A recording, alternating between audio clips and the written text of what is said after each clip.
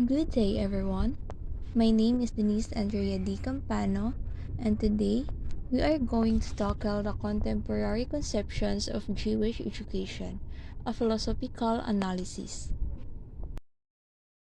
Here are the contents. First is the conceptions of Jewishness and education. Second, historical context of Jewish education. Third, religions and politics in Jewish life. Fourth, anti-modern views on Jewish education. Fifth, modern conceptions of Jewish education. Sixth, the postmodern condition in Jewish education.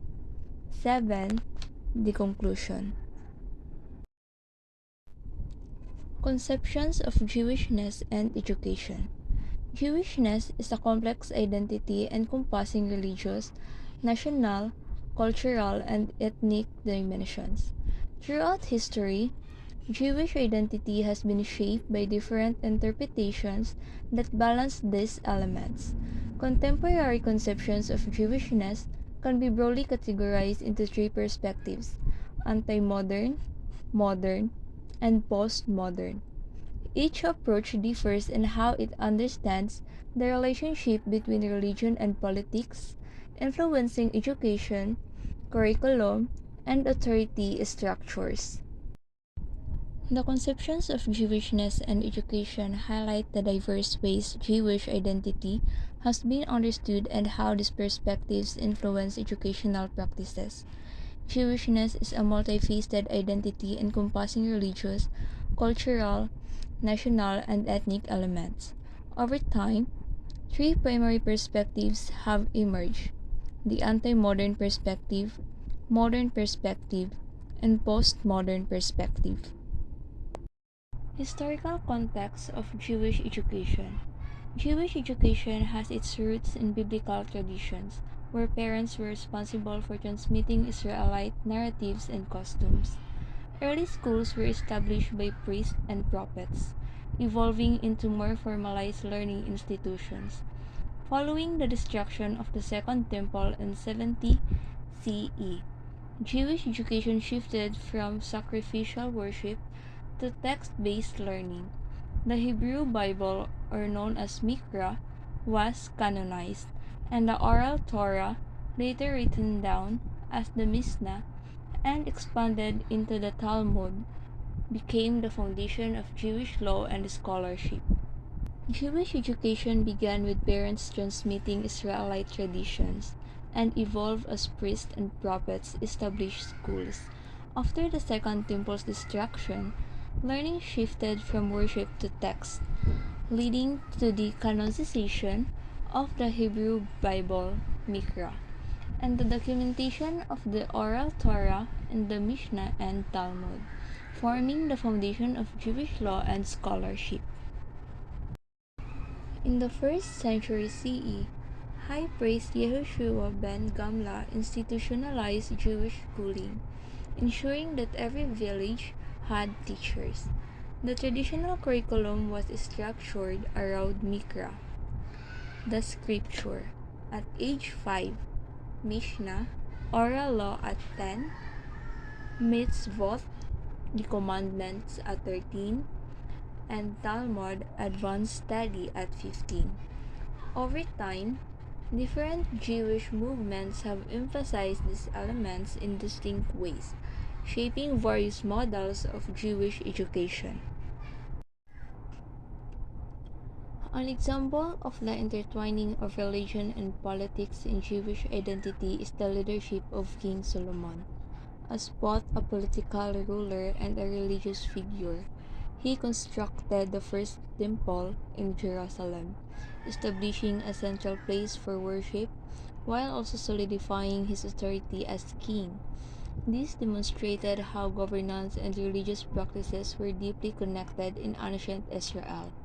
Over time, as temple sacrifices declined, Jewish education and literacy, such as the study of the Torah and Talmud, became essential in maintaining religious identity and obligations. Religions and politics in Jewish life.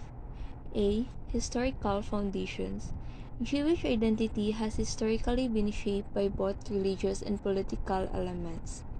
Exodus chapter 19 verse 6 describes the Israelites as a kingdom of priests and a holy nation, emphasizing their dual role.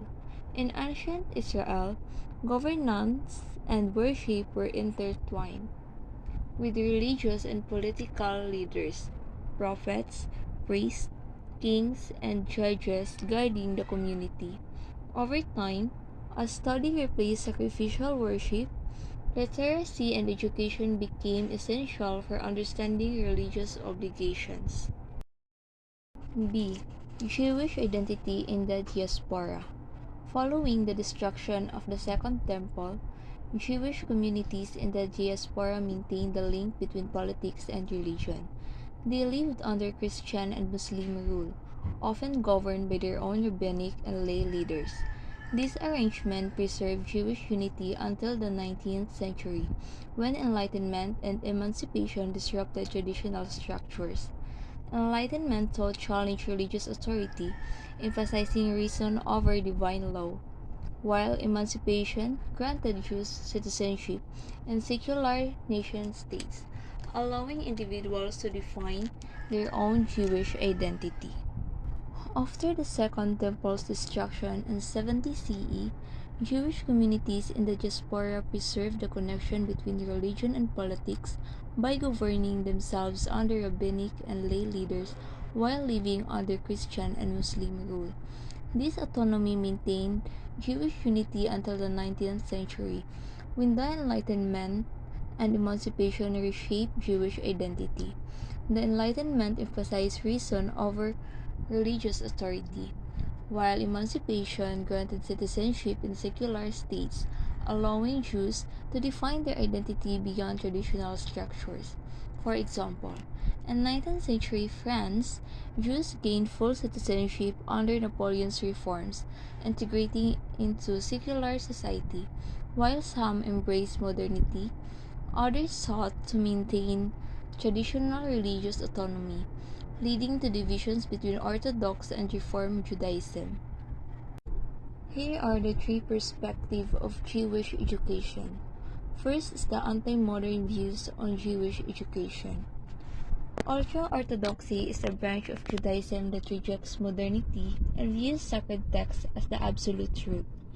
It originated with Rabbi Moses Sofer, who feared modernity's threat to Torah life and emphasized that change is forbidden by divine law.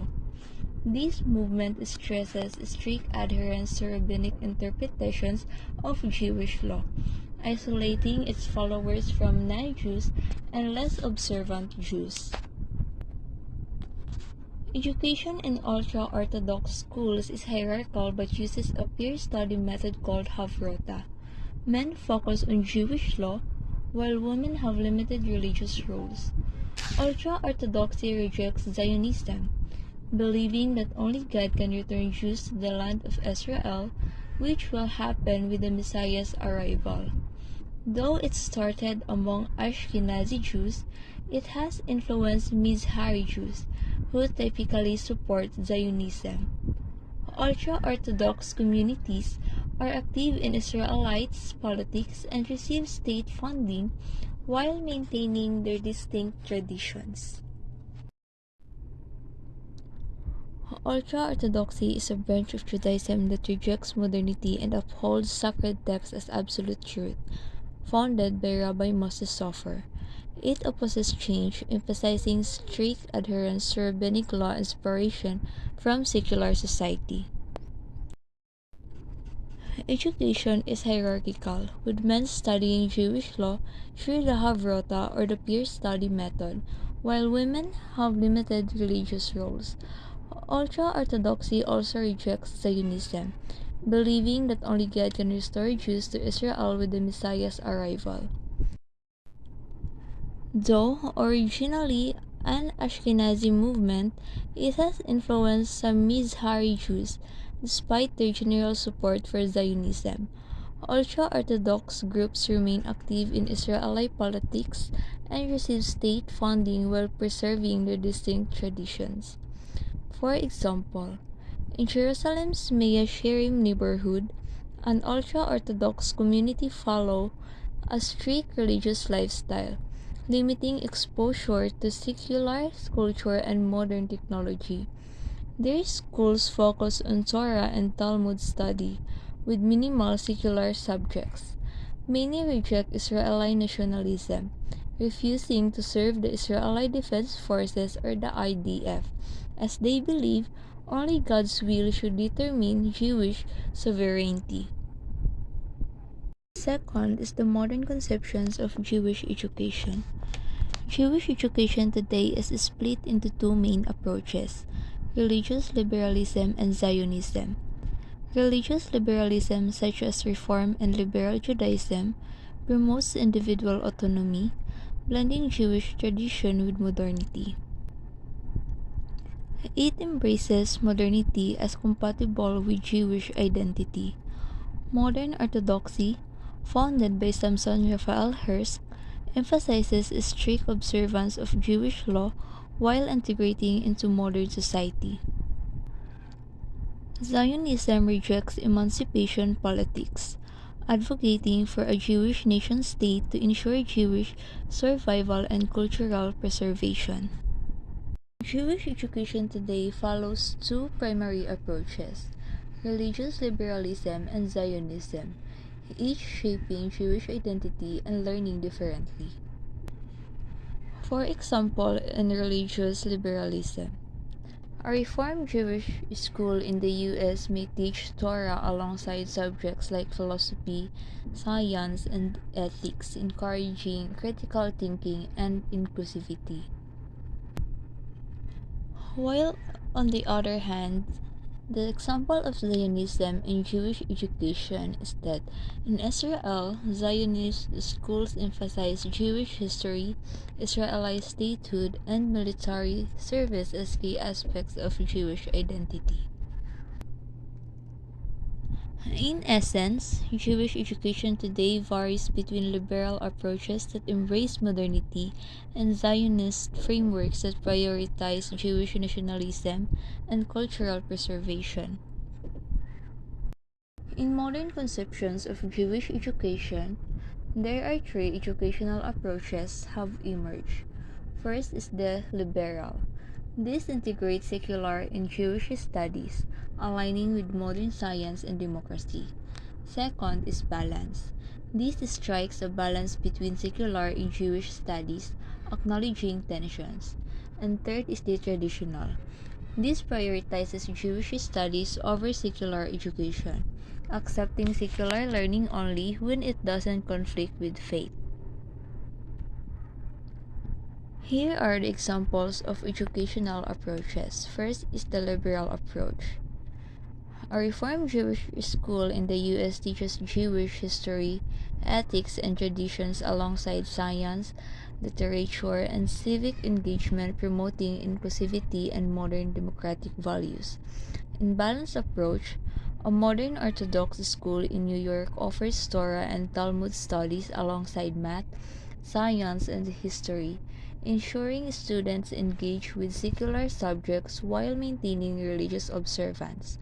And third is the traditional approach.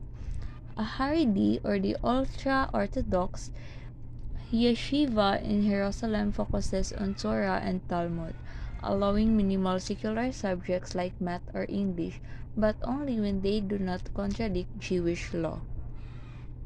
Modern Jewish education also promotes gender equality and is increasingly inclusive of the LGBT community, especially in Israel and Western countries.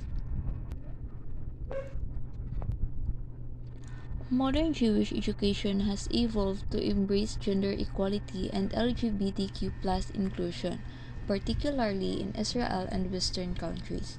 Traditionally, Jewish education assigned different roles to men and women, with men studying Torah and women focusing on family and community life. However, Reform, conservative, and some modern Orthodox institutions now provide equal educational opportunities for all genders, allowing women to study Talmud and become religious leaders.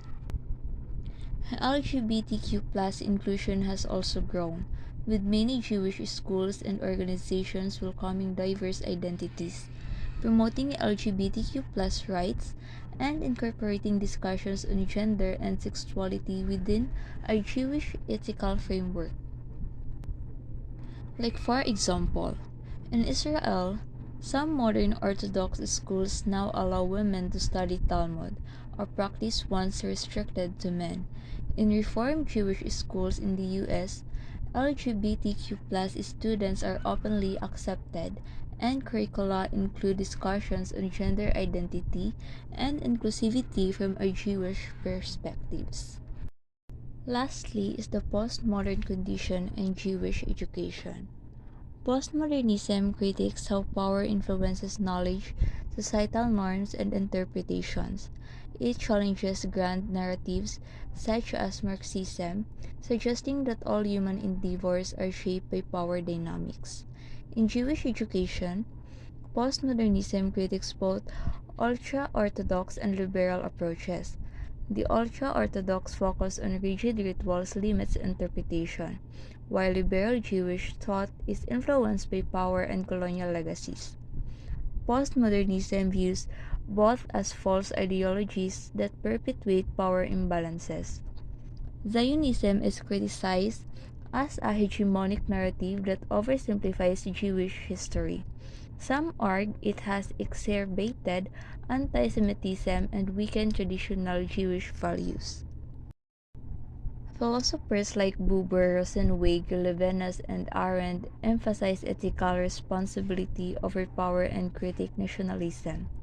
Buber and Rosenweig advocated for relational Judaism, while Levinas and Arendt focused on responsibility for others. Jewish renewal and post-Zionism are two movements influenced by postmodern thought. Jewish renewal seeks to revitalize Judaism with mystical and egalitarian practices, while post-Zionism critiques Zionism as a colonial ideology and promotes alternative Jewish identities. Postmodernism critiques power structures in Jewish education, challenging ultra-Orthodoxy for its rigid rituals and liberal Judaism for its colonial influences. It also criticizes Zionism as a hegemonic narrative that oversimplifies Jewish history and may fuel anti-Semitism.